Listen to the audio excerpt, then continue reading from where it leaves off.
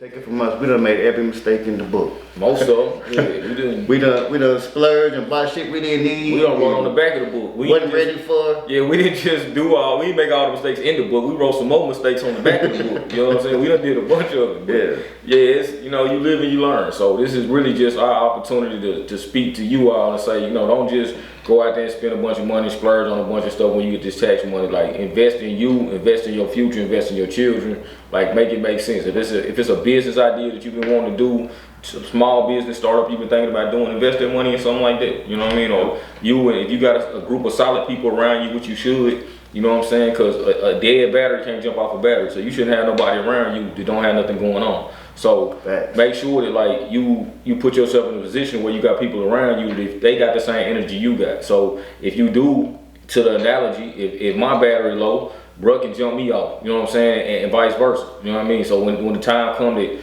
my energy up and he might be down, I can do the same. So you shouldn't have people around you otherwise. So if y'all can get around each other and network and put something together and get this business started together, whatever the case may be, you should only be around like-minded people anyway. So start a business together, use that money to invest, you know what I'm saying? Put it in a CD, do something that's gonna benefit your future, not just, you know what I'm saying? Because it's rough looking good with new J's and new outfits on, your car won't start, you can't go nowhere, can't nobody even see you. Yeah, I mean? Or just like he just said, if a lot of people, they'll go buy a bunch of clothes and shoes and they already have a car, but you got all this work that need to be done, and you don't get it done. But your car is what's gonna get you to work. Or you behind on the car payment. But I got these J's though. Yeah, or you buy some rims and your engine about to blow up. So now you got a blowed up engine, but you sitting on 22. Look good in the parking lot. Car look good sitting out there in the parking lot.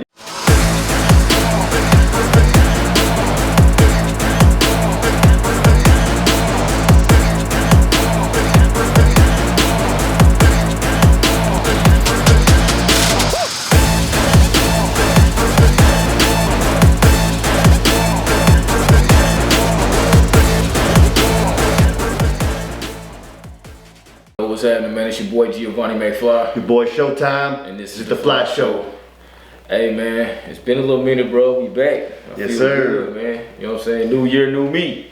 Oh yeah. Or whatever they be saying. But yeah, man, it's been a little minute, man. We've been trying to get some things in order, taking vacations and stuff like that. You know what I'm saying? Having puppies and stuff like that. But, oh yeah. Yeah, we've been real busy, man. But we've been contemplating a lot of new things and how we gonna, you know what I'm saying, bring the podcast and this platform to you guys this year. So excited to be back, man. Got some heavy topics to talk about today. You know what I'm saying? A little bit of somber stuff to talk about, but let's get right into it, bro. All right. So the first thing we're gonna bring up is the Grammys. Man, first thing I want to congratulate K. Dot. Man, he got his broom and swept that thing. And that's been consistent for every award show. Yes. It's crazy because to see that happen off of a diss track, bro. Bruh. That's the craziest part. But what I really would like to salute him for, he bringing it back to the art, bro. Yeah. Even though it was a diss track. It's hip hop though. Yeah, it's not. He actually talking about something, but bro, I would not want to be on the other end of that diss track though. Nah, cause that mug ain't going away, man. And the Super Bowl about to hit. Yeah, this thing got legs, bro. This mug gonna keep going. So yeah, but for real, shout out to Kendrick, man, and like to be at the Grammys. That man has now won 22 Grammys, bro, in his career. Total. He got 5 this last time. He got 22 Grammys for his career, which is crazy. I think it's like 3rd all time or something like that. But yeah, that's wild, man. Shout out to Kendrick. Yeah, and Beyonce got album of the year. Country. Yeah, country album of the year. Yeah.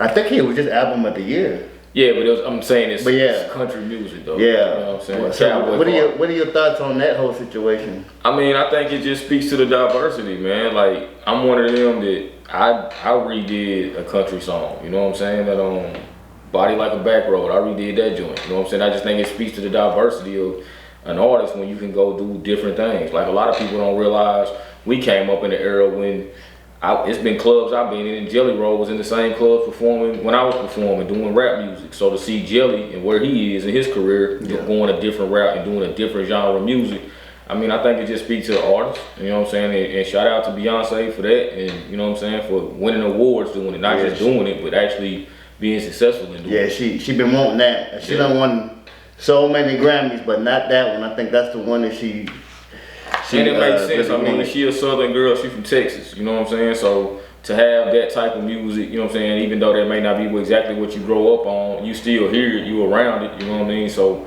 for her to be able to do that and change course, and she done everything else in the game. So to be able to go do that, man, that's dope.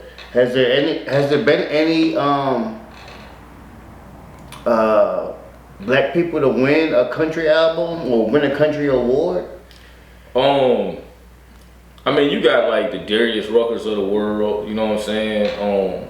That's been out there, like Hootie and the Blowfish, Darius Rucker, like they. Right. But I guess what I'm getting at is the first they win a Grammy. Yeah, like I mean, they won Grammy awards, I do believe, but it's just that's the lane that they were in from the beginning. Right. So that's a little different to me. You know what I'm saying? Like you start somewhere and then you know what, like halfway through change course and go do something else. I mean, that's similar to saying, has Darius Rucker ever won a hip hop award or R&B award? You know what I'm saying? Like to go from one genre to another and still be successful is kind of crazy.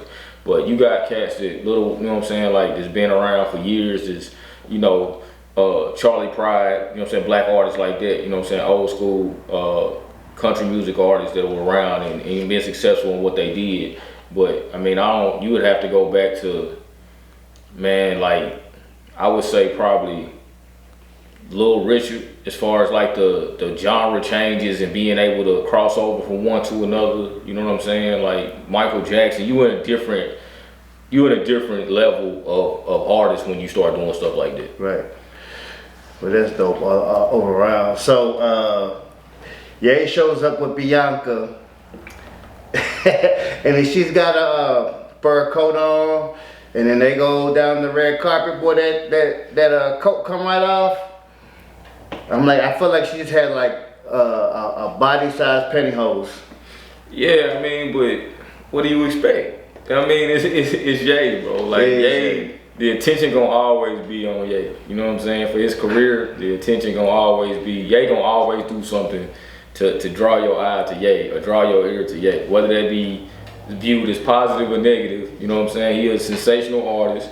Done some stuff we've never seen done before as an artist, but then he also is a bit controversial. So okay, but I feel like, to me, I don't know, right now, I feel like that controversy is overshadowing his talent and the things that he's supposed to really care about. Did you know he dropped an album last night? Nah. See? This is the thing though, and that's just because that's nothing against Ye or nobody else. It's just because that's not what my focus is, right? I'm not focused on who dropped, who didn't. I'm a little further removed from that. You know what I'm saying? But as far as the music, but I will say too, you got to understand how those two coincide. I dropped the album, and now everything that anybody's talking about right now today, with the exception of the tragic loss in the music industry, which we'll get into, but the main thing people talking about today is Ye. You know what I'm saying? So if I go search Kanye West, guess what else is gonna come up? That album that he dropped last night. You know what I'm saying? So like the old school saying go, man, no publicity is bad publicity. So I feel like it's almost like he planned it that way. I mean, he probably did. He probably did. But yeah, the Grammys and Doechii killed it too, bruh. I think the whole TDE movement, man, they smashing the industry right now. No doubt, man. It's good to see, you know what I'm saying? Because, you know, with a relationship from the top, you know what I'm saying, from Top Dog to Kendrick, you know what I'm saying, like, to grow up seeing it and then to be a part of it, for y'all to be able to link, you know what I'm saying, and do what they doing and for the whole label to be able to put it together that way, it's dope to see, man, for real. Yeah, definitely. It really is. Definitely. So, man, is there anything else you can think about the Grammys that I'm missing? Nah, you know what I'm saying? Like, it was overall the Grammys, you know what I'm saying? They put it on the same way pretty much every year. Everybody come out, put their best foot forward. So, you know what I'm saying? It was good to see. I don't think anybody dropped the ball. Everybody came and brought their best, you know what I'm saying? And then, like I said, the topic of conversation, again, for award show was Kendrick, you know what I mean? Yeah. So, like you said, Super Bowl coming up next week. Oh yeah, I can't wait. It's gonna be a beautiful thing. You know, I'm not a big football fan, but I'm gonna be watching the halftime show. And that's how it is for a lot of people. A lot of people don't even watch the game, but they'll be tuned in at halftime, man. And it's, I do want to say too, man, like just because we got this platform, and I seen other people on other platforms talk about how, you know what I'm saying, Kendrick diss Wayne or whatever on the track and all of that. Bro, I didn't see that as a diss, man. Yeah, you know what I'm saying? It was like, what he said was what he said. You know what I'm saying? Expressing his feelings. Yeah, like, you know what I'm saying? He used to bump Wayne, you know what I'm saying? And he said he feel like his hard work let Lil Wayne down. Yeah. But it's like, it's almost like he looking at it from a standpoint of, I don't look at it as a diss. I look at it from saying, he worked so hard to get to where he is.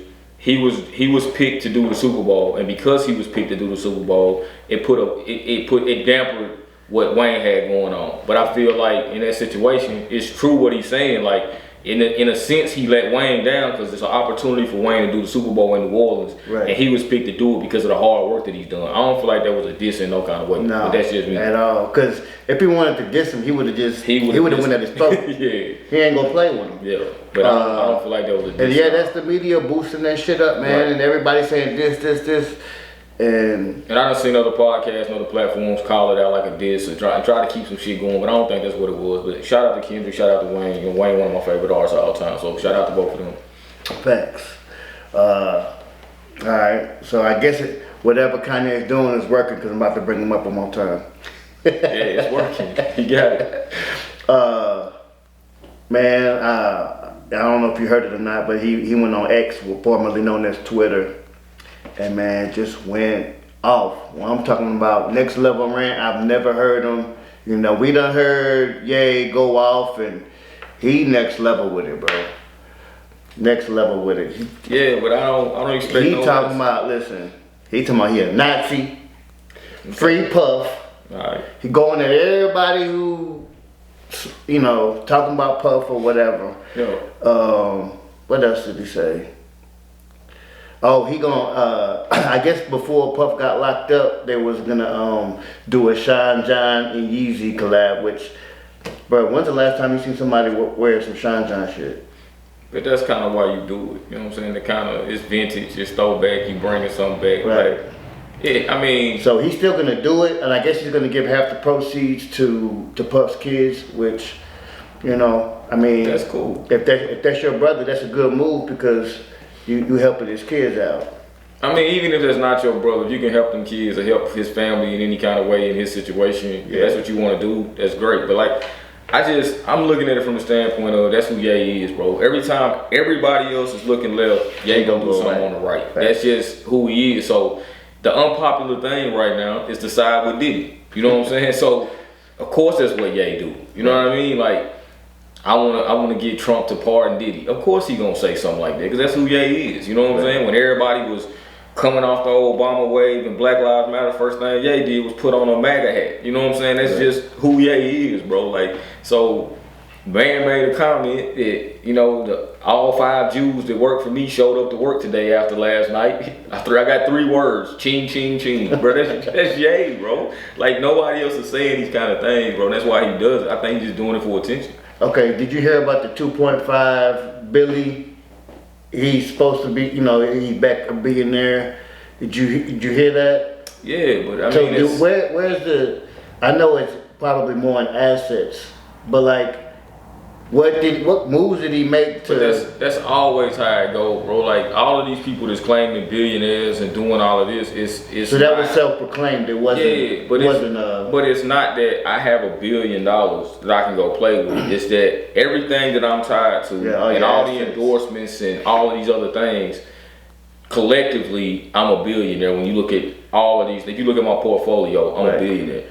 But that's not like me and you coming up and saying, okay, you know what? I got $15,000 in my pocket.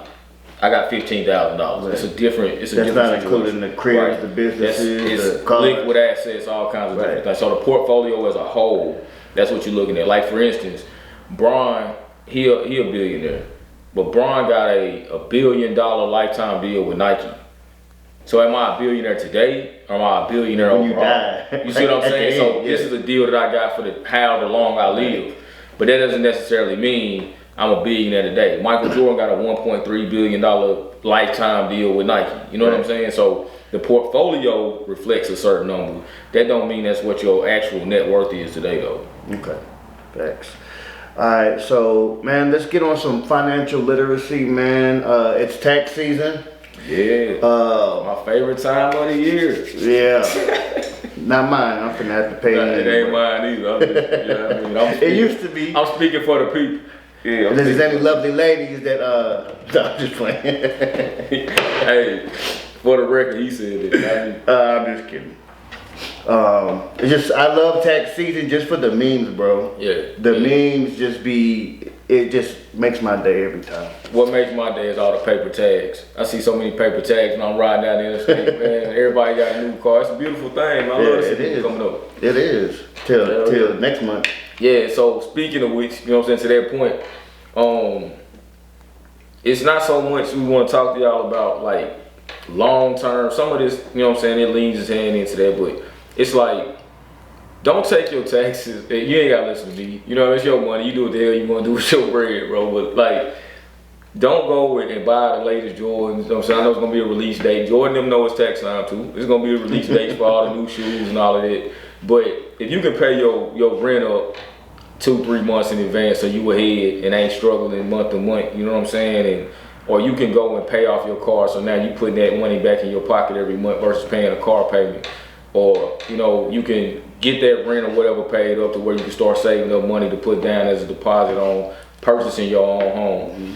Those are the kind of things that we got to start looking at as a community. Or, you know what I'm saying? Another nice move is if you got credit cards, just put it on your credit card, because if you need it, you still can use it, but you're paying that down, and if you need to get something, now your income to debt ratio is gonna be a little bit better. Right. You pay off them credit cards, get stuff down, get your credit level, you know what I'm saying, where it needs to be, but also get, like bro said, your debt to income ratio a little better in your favor, where you're gonna pay some stuff off. It's always a good option. But yeah, if it when it comes down to it, man, that's really, you know what I'm saying, as far as that goes. Like a lot of people get their taxes, go out and splurge on a bunch of unnecessary stuff. If you gotta go buy a car, make sure you buy a decent car. Don't go to no buy here, pay here, or some limit lot and buy something, and then 2 months down the road it's costing you more than what you ever, you know what I'm saying, planned to spend from the beginning. Get you that good down payment. If you have to wait a little bit longer, go on and get that good down payment so you can get a payment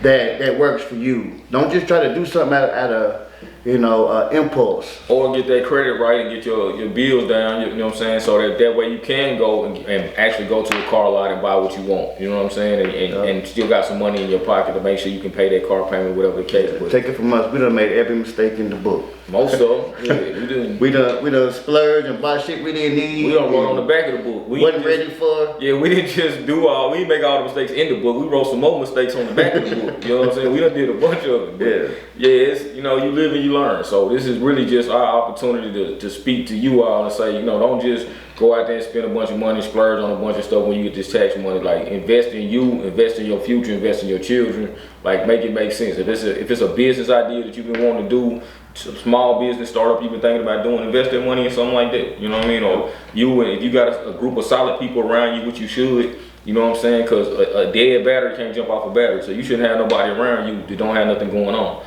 So make sure that like you put yourself in a position where you got people around you that they got the same energy you got. So if you do, to the analogy, if my battery low, bruh can jump me off. You know what I'm saying? And vice versa. You know what I mean? So when the time comes that my energy up and he might be down, I can do the same. So you shouldn't have people around you otherwise. So if y'all can get around each other, network and put something together to get this business started together, whatever the case may be, you should only be around like-minded people anyway. So start a business together, use that money to invest, you know what I'm saying? Put it in a CD, do something that's gonna benefit your future, not just, you know what I'm saying? Because it's rough looking good with new J's and new outfits on, your car won't start, you can't go nowhere, can't nobody even see you.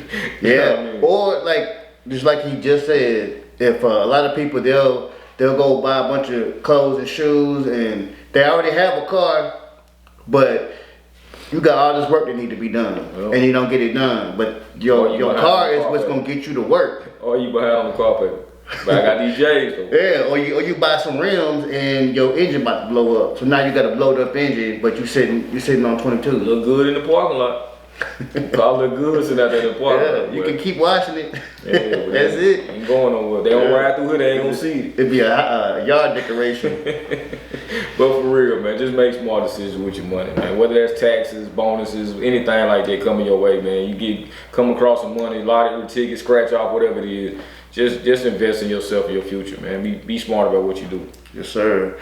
All right. So next, R.I.P. to Irv Gotti. Y'all know he's a record exec and he was CEO of Murder Inc. You know, prayers go out to his family. He had a stroke a while back, didn't he? Did he have more than one? He was dealing with diabetes. Had a stroke. Was using a walking cane for a while. Those photos and stuff that was taking him out with a walking cane. Wasn't in the best of health. So this has been ongoing. It wasn't something that was just, subtle and just happened overnight. But yeah, man, like, it's still tragic to see something like that. Brother's 54 years old, which, too young. It's not, when we was 20 something, 54 seemed that like was old as hell. But 54 is not extremely old, man. It's still a young brother that lost his life. You know what I'm saying? He got a family, that loved him and cherished him. Close friends. Ja Rule being one of those. You know what I'm saying? So prayers to his family. Prayers to Ja Rule and his grief and his, his healing through this time as well. I think it was most notably for me, bro. Like, I just seen how I think he hit Irv and hurt Irv a lot, man, when he lost Ashanti. You know what I'm saying? I don't think he ever never got over that. Yeah, I don't think he ever recovered from it. So I hope at some point, I know I seen some interviews and stuff, and he was still, you could tell it was bothering him. Right. I hope at some point they got to at least a level of peace, some kind of closure, understanding between the two of them. But yeah, man, like, shout out to Irv, because he was one of during the late 90s, early 2000s, man, he's one of the better, he co-founded Murder Inc. He was one of the better putting out them hits. CEOs, one of the better ARs. He actually got DMX his deal. Mm-hmm. He bought something for X. Yeah, so like, at one point he almost signed Nas to Murder Inc. They did some work together. Nas is actually featured on some songs over there. Charlie Baltimore, like I said, Ashanti, Ja Rule. So, shout out to Irv, man, for everything he did in his career, but as a man as well, and to his family, man, because that brother was a gem to the hip hop game, and it's unfortunate we lost another one. Yes, sir. So I want to take it to a positive note, man, I felt like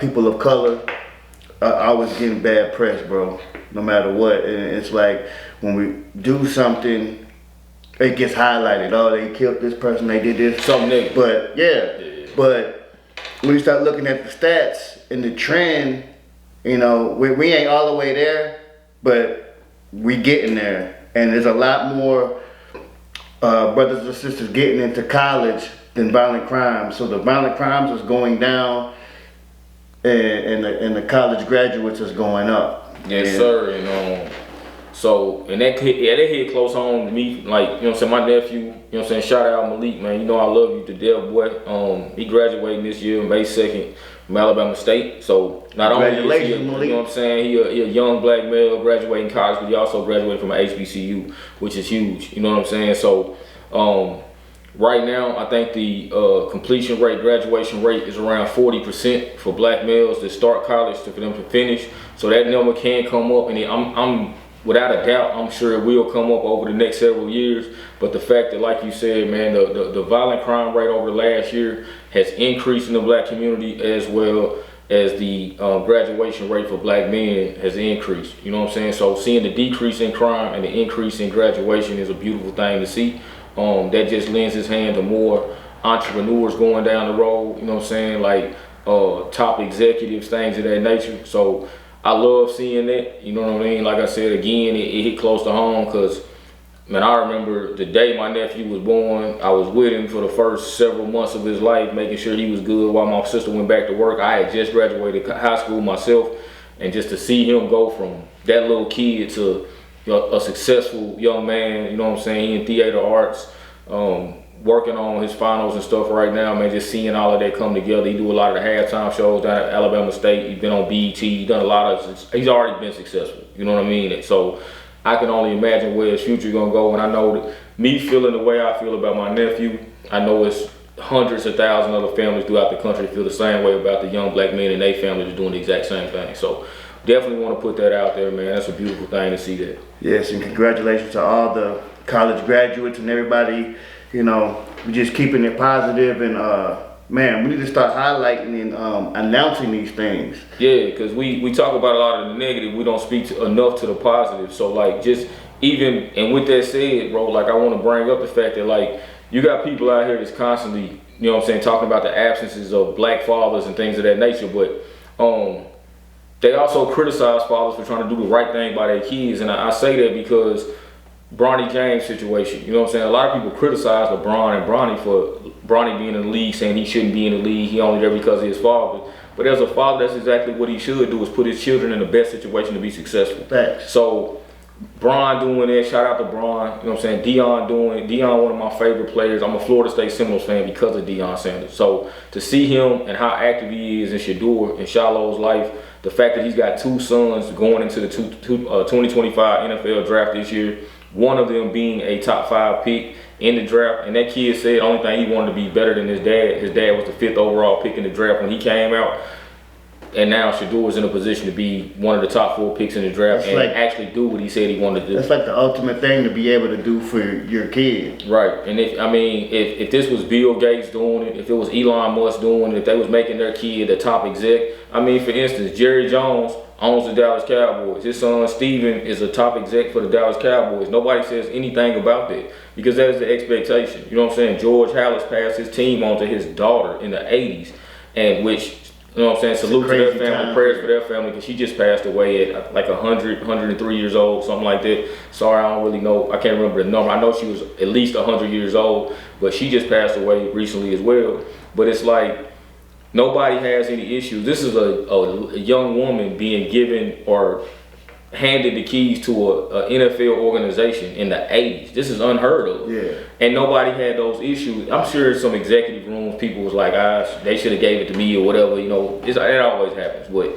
for people to be upset with Bron and Deion for wanting the best for their children is insane to me, because that makes no sense. Like, that's exactly what you should want for your children. And if you're in a position to do that for them, that's exactly what you should do. Yeah, facts, big facts. Yeah, I think that's a jealousy thing, or, you know, they had to work so hard to get it, and they feel like they didn't, but it's the same. I mean, either way, like, the other thing that's missed in this whole thing, Bronny 2 years ago, Bronny was in cardiac arrest. Essentially, he had a heart attack at 18 years old. That kid's not even a full 2 years removed from that.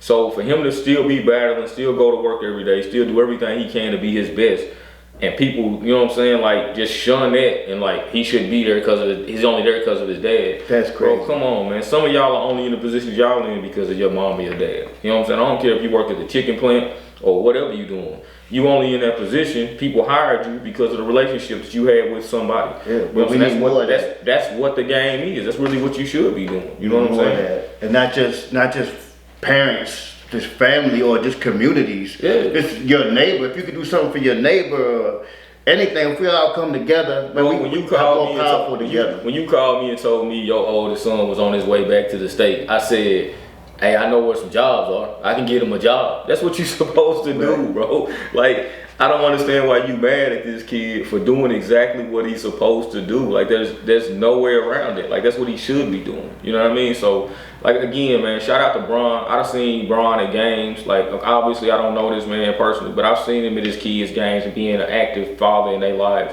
Deion Sanders is being Shiloh's coach, or Shador, not Shiloh, Shador's coach. Because Shiloh's a little bit older, but he's coached Shador since he was in Pop Warner football, through high school, into college, now through his college career, he's been his coach. And to be able to do that and put your son in a situation to be successful, not only to be there and do that, because other coaches, other fathers have done that, and their kids don't even make it to the NFL. Right. Not only is his kid on his way to the NFL, he's on his way to being a top 5 pick in the NFL draft, and that's something that nobody can ever take away from him. That's dope. If you can set your son up to surpass you, It's exactly what you want. And Dion was almost late to his Hall of Fame induction because he was coaching his son's football team. Man, give that man his flowers for what he's doing, for real. For real. All right, so well, shit, that's all I got on this motherfucker. Bro done ran out of his card, man. So look, hey, before we get out of here though, real quick, man, I do want to say again on another positive note, shout out to YFN Lucci, man. Lucci just got out of prison after doing it 4 years. So YFN Lucci's home, regardless of the situations. You know what I'm saying? We like to see when people get to come home and be reunited with their families. So that's a beautiful thing, man. So shout out to Lucci. Shout out to Thug, we mentioned before, the Young Thug home. But hopefully, whatever in the background has went on over the years with losing Quan, maybe it opened some eyes and people start seeing things a little bit differently. So Lucci home, Thug home, maybe they can work out whatever differences they had, bring a lot of that heat down that's going on in Atlanta right now, a lot of the beef that's going back and forth, and we can keep that crime rate down and get a lot of these brothers through college like what we was talking about a little bit ago. But you know what I'm saying? Both of them boys talented, real talented artists. You know what I'm saying? It's a lot that can be done for the city of Atlanta. It's a lot that can be done for the community. So yeah, man, with all that being said, man, like again, we glad to be back. Glad to be back, you know what I'm saying? And your handheld device, laptop, wherever you watching the podcast, man, we appreciate y'all tuning in. Love the support. And again, we got some giveaways and stuff coming. If you don't have your wristbands already, holler at me and my brother. We're gonna make sure we get you taken care of. We got these in pink and we got them in black, man. So for all the supporters, one thing we're gonna ask whenever you get these, we just want you to confirm. We want to confirm that you subscribe to the page, right? You subscribe to the page, you get one of these for free, no charge, none of that. We just want to make sure we give back to the ones that giving to us. So, anything else you got, bro? Before we get out of here? Nah, that's it. All right, man. You heard it here first, man. He done, I'm done. Giovanni McFly. Showtime. And this is the Fly Show.